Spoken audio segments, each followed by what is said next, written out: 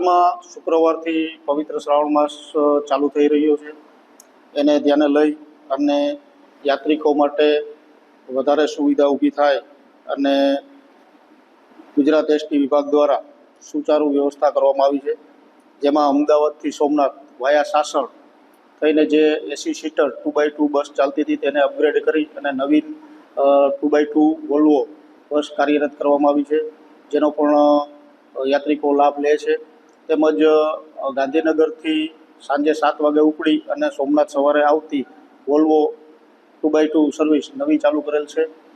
તેમજ વધારેમાં અત્યારે હાલમાં વેરાવળ ડેપોથી જ સંચાલિત થાય છે એસી ઇલેક્ટ્રિકલ બસો, જેને સોમનાથ તીર્થ દર્શન માટે સર્ક્યુલર રૂટની અંદર ફાળવવામાં આવેલ છે.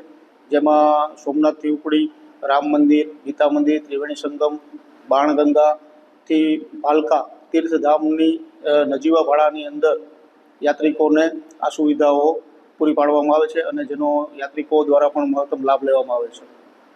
યાત્રિકોને અત્યારે નવીન એસી ઇલેક્ટ્રિકલ બસ જે નજીવા ભાડામાં સર્ક્યુલર રૂટમાં તમામ જે સોમનાથના પૌરાણિક યાત્રા તીર્થધામો છે તેમાં એક જ બસની અંદર મુસાફરી કરીને તમામ જગ્યાએ દર્શનાર્થે જઈ શકે છે.